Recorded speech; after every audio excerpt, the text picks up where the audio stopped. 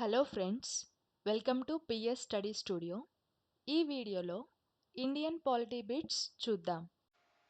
భారతదేశంలో ప్రజాస్వామ్యం ఉంది ఎందుకంటే ద ఆప్షన్స్ ఆర్ కేంద్ర రాష్ట్రాల మధ్య అధికార విభజన, శాసనసభకు మంత్రిమండలి బాధ్యత వహిస్తుంది, లోక్సభ సభ్యులను ప్రజలు ఎన్నుకుంటారు, ఒకే రాజ్యాంగ చట్టం ఉంది.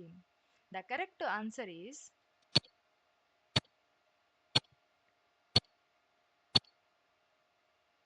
శాసనసభకు మంత్రిమండలి బాధ్యత వహిస్తుంది. ద నెక్స్ట్ క్వశ్చన్ ఈస్ విద్యా సంస్థల్లో రిజర్వేషన్లు చేయడానికి రాజ్యాంగి అధికారం ఉందనే దానికి క్రింది వానిలో ఏది సరైనది? ద ఆప్షన్స్ ఆర్ కులం మాత్రమే ఆధారం, పేదరికం మాత్రమే ఆధారం, కులం పేదరికం ఆధారం, గ్రామీణ ప్రాంతాల్లో నివాసం, విద్యావకాశాలు లేకపోవడం ఆధారం. The correct answer is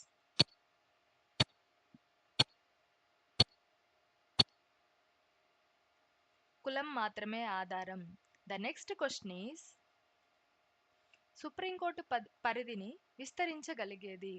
the options are parliament చట్టం ద్వారా, పార్లమెంటు తీర్మానం ద్వారా, రాష్ట్రపతి, భారత ప్రధాన న్యాయమూర్తి సంప్రదింపులతో రాష్ట్రపతి. ద కరెక్ట్ ఆన్సర్ ఈస్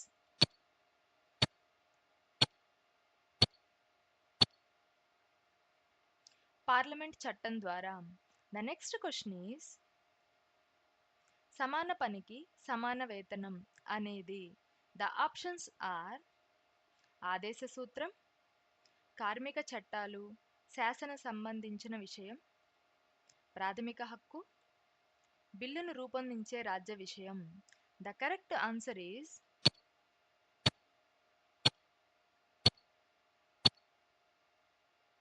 ఆదేశ సూత్రం.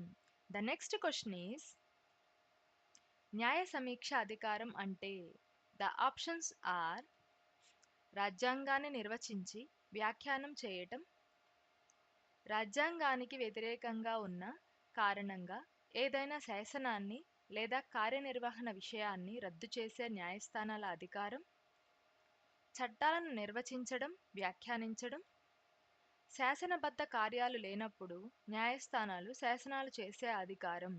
The correct answer is